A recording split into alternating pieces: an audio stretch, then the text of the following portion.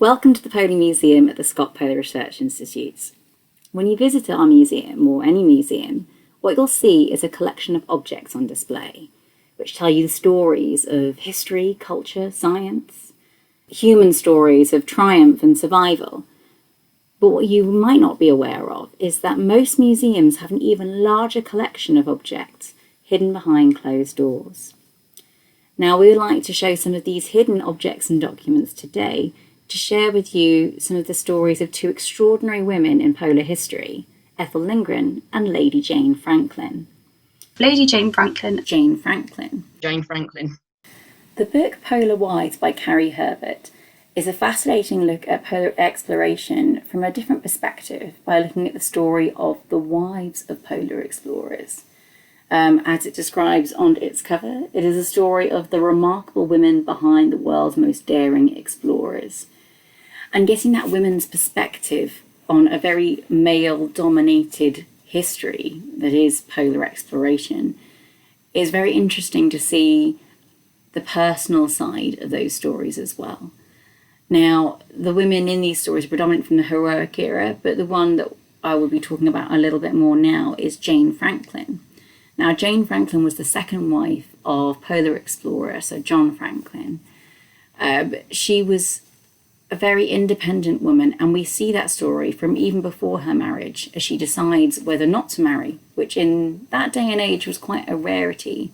Because she was a woman of independent means, she had a lot more flexibility, and by marrying John Franklin, she had more opportunities in some ways, because as a married woman, she had more freedom while she was traveling, and also because John Franklin was away on expeditions, sometimes for years at a time, giving her freedom to do what she wanted in the meantime. A lot of the expedition explorers' wives, they have to be very capable of looking after themselves and their families, because their husbands are going to be away for years on end. So they get a lot of freedom that maybe other wives don't have because their husbands are gone. So they have to be able to cope with organising their homes, organising their lives without their husband's input, especially in the 19th century. So Jane Franklin is a female voice in our collection. She became internationally famous in the 19th century because she took a leading role when her husband vanished on his Arctic expedition. And her papers that we hold actually cover her entire life. Right from the start, she travelled extensively with her family, especially her father. She had then married at the age of 37. And as soon as they got married, she continued with her travelling, visited Europe, Syria, North Africa, because he was stationed in the Mediterranean. And then in 1836, she sailed with him to Tasmania, which was then known as Van Diemen's Land. The book Polar Wives chronicles Jane Franklin's marriage, her travels, and then her time in Tasmania whilst her husband was governor there. Now, at this time, it would have been known as Van Diemen's Land, and it was a penal colony. So Jane actually took a very active interest in social reform while she was there, particularly in terms of the women convicts that were there. While they were in Tasmania, they actually met other polar explorers, James Clark Ross, who was midway through the first Antarctic expedition.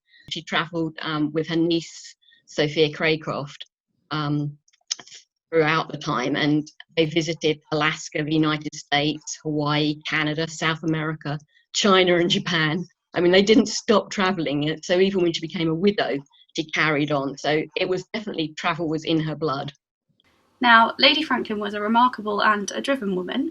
Her husband, Sir John Franklin, a Royal Navy officer and Arctic explorer, had set off in 1845 on an expedition in search of the Northwest Passage in the Arctic. The expedition had been supplied with several years' worth of food, so it was thought that everything should go as expected. But after 3 years with no contact at home, Lady Jane Franklin decided something had to be done. She then had the idea to cultivate a public image of a young woman and wife awaiting the return of her beloved husband, and the object I'm going to be talking to you about is a dark-coloured locket that was owned by Albert Hastings Markham, an Arctic explorer, containing the portrait of Lady Jane Franklin and a piece of coal that had been found at Lady Franklin Bay in Canada in 1876. She was very good at not having her image taken. In fact, the only one we've got is this little sketch of her taken when she was 24 years old. It's a lovely image, But the woman who was behind the Franklin search expeditions was not 24 years old. She was in her 30s when she married John Franklin for a start. So by the time he vanished, but it is this 24-year-old girl in many ways is what we have as an image of Jane Franklin. When you contrast it to the most famous, perhaps, image of her husband, John Franklin, which is the daguerreotype photograph taken of before he sailed, is an older man in that, and the two just don't work together, but that is their public face. Formidably well-connected and determined, she was the mistress of persuasion, captains of industry, the British Prime Minister, and even the President of the United States found their will bent inexplicably to hers. This is a description of Lady Jane Franklin in the book Polar Wives, and it really shows us that she was incredibly networked with the people who could help her find her husband when his Arctic expedition was considered lost. Now, she spent almost a decade trying to convince people to search for her husband.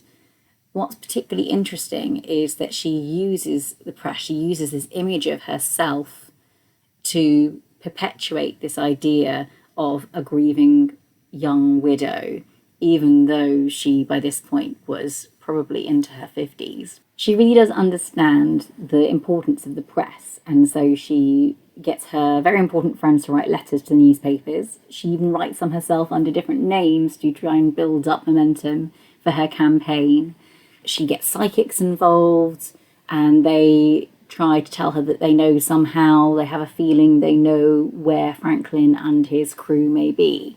A ballad is even written about her, Lady Franklin's Lament. It's quite amazing how famous she was at the time, even as famous as Florence Nightingale. Frequent, expensive search parties were sent to the Arctic over many years in search of Franklin and his men, some of which were even funded by Lady Franklin herself.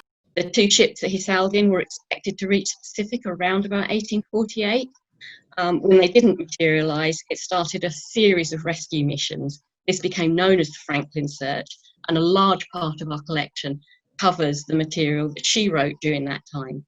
She took a leading part in organisation of searches, in the publicity of keeping the whole John Franklin and the searches in the public domain, because these went on for years.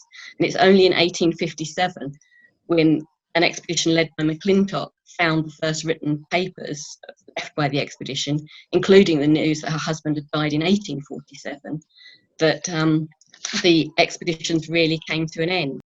Now, Sir John Franklin's final expedition is famous for tragically having no survivors, but it was Lady Franklin again who fought for the story to be perceived as a heroic endeavour, saving her husband's reputation and legacy. He was even memorialised with both a monument in Westminster Abbey and a statue in Waterloo Place in London, thanks to Lady Franklin's efforts. Lady Franklin was also the first woman to receive the Founders Medal of the Royal Geographical Society in recognition for her efforts to organise the search for her husband. I think if Jane Franklin was alive today, she would be all over social media. She would be on Twitter, she would have an Instagram post, she would be on Facebook. So with the archives in Spry, we've got about 158 of her diaries. She kept diaries right from a young age right through to the end. And she writes very, very small handwriting. Her smallest diary is actually only 10 centimetres. It's the smallest item in our collection. And she wasn't adverse to using scraps of paper. So some of her diaries are actually made up by writing on the blank side of letters that she's received and then folding them up. Other diaries are actually bought volumes, official sort of diaries. She also keeps copies of all her letters as well. So there's lots of letter books. There's 250 individual letters plus 6 volumes of copy letters. So we actually have what she was writing to other people, and she knew everyone. She wrote to everyone, from all her Royal Navy contacts through to Queen Victoria, to President of the United States of America, the Tsar of Russia. She was contacting everyone in her search for her husband. So her diaries are absolutely crucial in like any sort of study of that period, because she just was writing all the time. Unfortunately, she does have gaps with anyone at the time writing a diary. Some days she doesn't manage to write.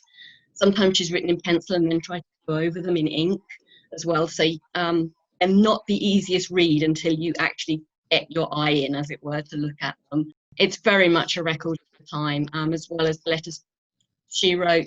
There's 480 letters written to her. And then there's also her companion, Sophia Craycroft, who was her niece by marriage. She started when Jane got slightly older. Sophia takes up the writing duties, so she's writing on to people as well. So these are two women who are very much in the forefront of recording their daily lives, recording all the wonderful places they go to, the people they meet. They even keep book lists of any of the books they've read, sometimes with little annotations of whether they think they were any good or not. Now, the author of Polar Wives, Carrie Herbert, is in a really unique position to tell these stories because she herself was part of a polar exploration family. Her mother was Mary Herbert and her father was Wally Herbert, who was a polar explorer who uniquely took his wife along to his expeditions, and even including baby Carrie Herbert at 10 months old. So she really is in a unique position to understand the story of these polar explorers, their wives, their children, and what it is that they experienced and shared with the world. Also available is our video on Ethel Lindgren.